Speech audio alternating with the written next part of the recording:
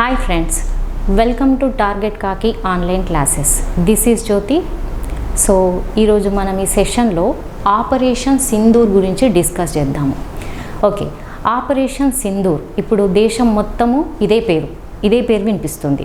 So ఈ operation Sindoor గురించి చర్చించే ముందు మనము దీనికి సంబంధించిన కొంత అంశాలను మనం చెప్పుకుందాం. ఓకేనండి.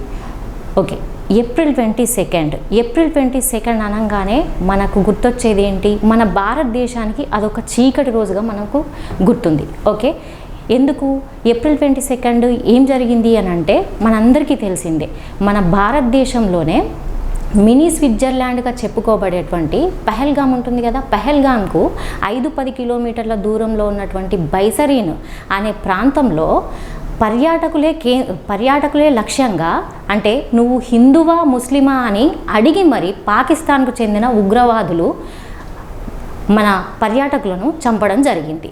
అయితే ఈ ఉగ్రదాడిలో ఏప్రిల్ 22 జరిగింది. ఈ ఉగ్రదాడి ఎక్కడ? పహల్గామ్లో జరిగింది. ఓకే, పహల్గామ్కు ఒక 5-10 కిలోమీటర్ల దూరంలో ఉన్న బైసరీన్ అనే ప్రాంతం, దీన్ని మినీ స్విట్జర్లాండ్ అని అంటారు.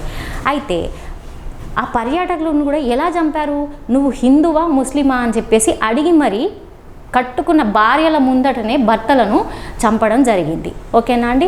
చంపి ఒక పైశాచికమైన ఆనందాన్ని పొందడం జరిగింది పాకిస్తాన్ ఉగ్రవాదులు.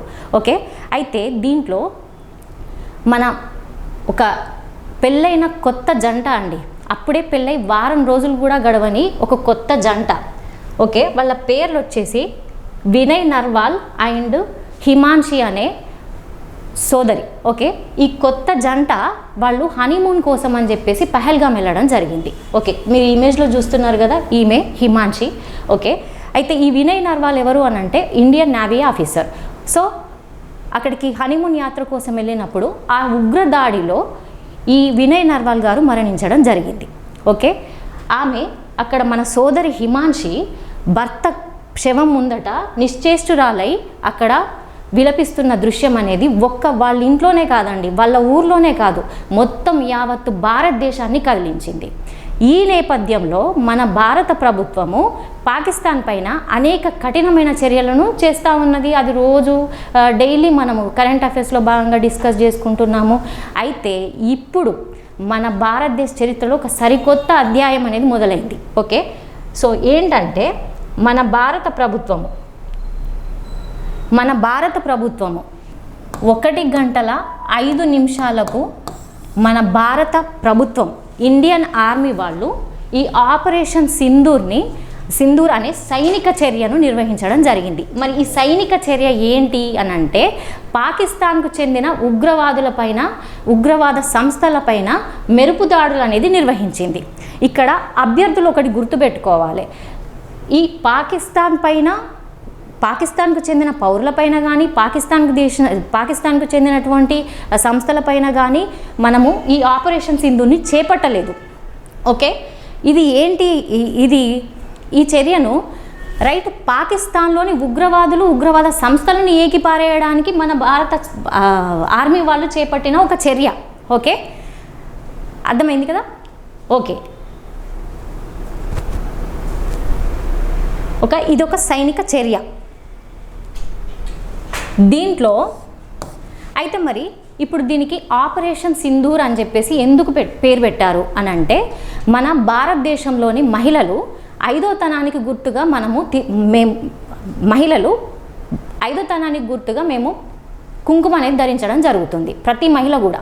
ఓకే, అయితే ఈ ఉగ్రదాడి ముఖ్యంగా భార్యల ముందటనే భర్తలను చంపడంతోన, సో అంటే మన సోదరీమణులు తన పసుపు కుంకుమాలను దూరం అయినందుకు ఈ నేపథ్యంలో సో ఈ ఆపరేషన్ సింధూర్ అని చెప్పేసి పేరు పెట్టడం జరిగింది ఇండియన్ ఆర్మీ వాళ్ళు.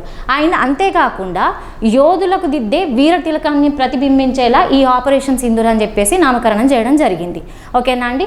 అయితే ఇప్పుడు ఈ ఆపరేషన్లో భాగంగా మొత్తము పాకిస్తాన్లోని 9 ఉగ్రవాద సంస్థలపైన, ఓకేనా అండి, 9 ఉగ్రవాద సంస్థలపైన మన ఇండియన్ ఆర్మీ వాళ్ళు 9 ఉగ్రవాద సంస్థలను నేలమట్టం చేసినాయి. పాకిస్తాన్లో ఒక 4 సంస్థలను, ఓకే, 4 ఉగ్రవాద సంస్థలు, ఓకే, అండ్ పీఓకేలో ఉన్న 5 ఉగ్రవాద సంస్థలను ఇప్పటికే నేలమట్టం చేసినాయి. ఓకే, మన భారత ఆర్మీ వాళ్ళు పాకిస్తాన్కు చెందిన 9 ఉగ్రవాద సంస్థలను ఇప్పటికే నేలమట్టం చేశాయి.